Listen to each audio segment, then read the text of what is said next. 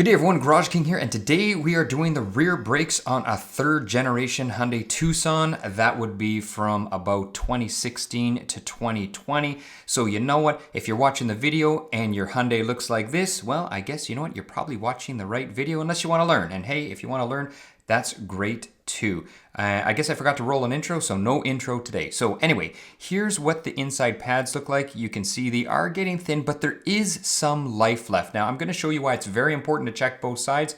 If we look at the other side, this is the driver's side, we can see a very different story. Look at that. There is no brake pad left. They are pretty much shot, so they're wearing it even. So when you do check brakes, very important to check both sides. Now, quick little bit of education here. You can see the caliper body sliding on the pin, and that's what has to happen for the outside pad to wear with the inside pad, because these are single piston calipers, and you can see there's a piston. So we only got one piston pushing, and if there's too much resistance in the pins, you can get uneven wear. Now there's two Phillips bolts. We can take those out. I just use my impact. And then we find the two 14mm bolts at the ends of the caliper. Now take those out, and I'm going to throw up an arrow here. Here's an invert Torx bolt. Please do not remove these bolts. I'll do a magnifying glass just because I don't want anyone to have any problems. It's just going to create problems because you're going to wind up taking the caliper apart itself, and you don't want to do that. Now, in behind here, once you have the caliper off, you got to take off the caliper bracket, and that is two 14mm bolts as well. So this one's actually pretty easy because in total you have four 14mm bolts that you have to remove. So really, not too bad at all, as you only need one size socket. Now here, if you look here, you can see there is a little bit of life left. I know they're thin, but there is some life left. But remember, I showed you originally on the driver's side, there was like no life left because they were not wearing well. So this side was pretty decent, and you can see here if I pull out the pin, it's not all rusted up. So all we're going to do is we're going to put some brake lube in the caliper bracket itself, and then also, of course, we are going to lubricate our pin. And if you notice, this caliper pin did not have any rubber, I guess, O-ring or washer on it.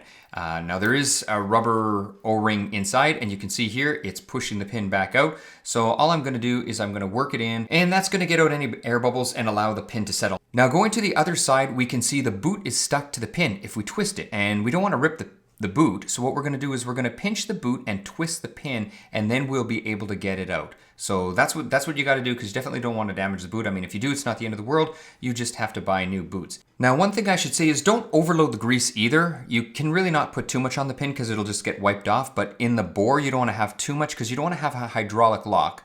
So you want to make sure that your pins can actually settle and you can get the air bubbles out, because if you put too much grease in, what'll happen is the pins will be stuck out a little bit, just a little bit, and then what'll happen is you won't be able to get your pads in straight. So let's keep moving.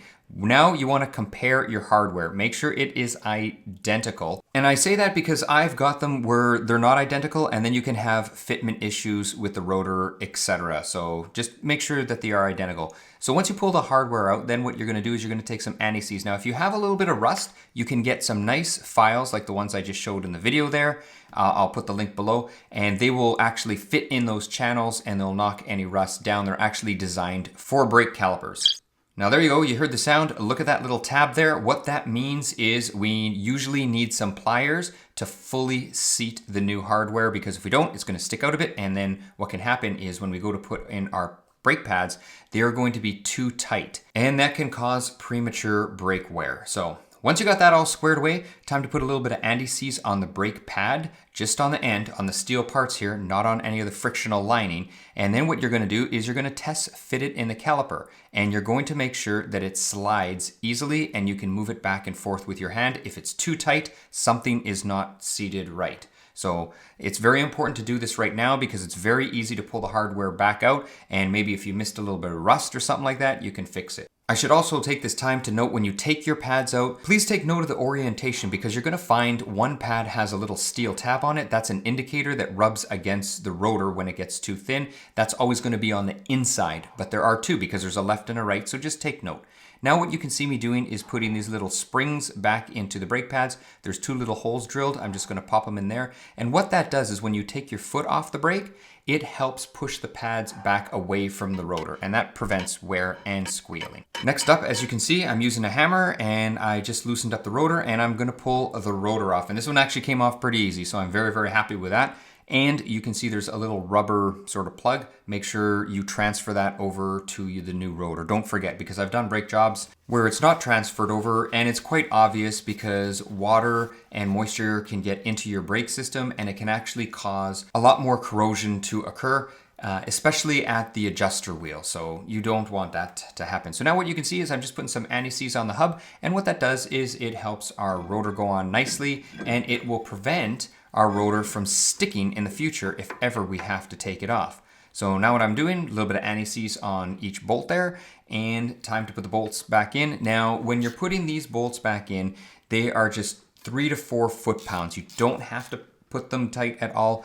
All they are doing is just holding the rotor on. They don't serve any other purpose. And many vehicles actually don't even have them. So just snug them up by hand. That's all you have to do. Next up, we got to push that caliper piston back, but as you can see here, my tool is just not working. It's too big for this caliper, so I do have this other tool, but you know what? I don't want to do this, because if I did this, I would be pushing on one side of the piston and I could cause it to bind a bit, maybe scratch the bore. So what I'm doing is I'm putting an old brake pad in, and then I can use the tool in this fashion, and that will ensure the piston gets pushed back squarely in the bore. Now you can also use a big C-clamp, but you got to be careful because you got the brake hose on the other side. So if you use a big C-clamp, just be a little bit cautious. Next up is inspection. You want to give it a little bit of an inspection and then wipe it off. And what I mean by inspection is you don't want any liquid there. You don't want any sweating there, because if it looks wet, then that means your piston is leaking. And that means it's time to either rebuild the caliper or replace it. So make sure you give it a good inspection. Now what I'm doing is I'm just putting some anti-stop squeal on the backs of the pads. And if you notice, I'm only putting it where the caliper is actually going to touch the pads. You don't want to slather it everywhere. Then you're going to put your 2 bolts back in. These are the 14mm bolts. Someone's going to say, what are the torque specs? So let's throw up the torque specs for you. And yes, they are 36 to 43 foot-pounds, but you know what? I find 36 just feels like it's on the low side. So I would go 43, and then you're still within specs, and you know they are nice and snug. Next up, time to put the caliper on. Now when you're putting the caliper on, make sure that your springs haven't popped out of your pads and everything's seated. And like I mentioned earlier, if you find you can't get your caliper on at this point in the game, what's happened is you've probably used too much grease on the pins in the caliper bracket, and the pins are sticking out too much, and it's just preventing the caliper from going back on. The good thing is it's an easy fix because you can just pull the pins out, remove a little bit of grease, and you're back in business. Okay, so torque specs on these 14mm bolts, it is 16 to 23 foot-pounds, so I would say go somewhere in the middle, maybe around 20 foot-pounds would be great. And you know what? I find most caliper pin bolts of this style are around the 20-pound mark. Now I'm going to give you a free tip here, everyone.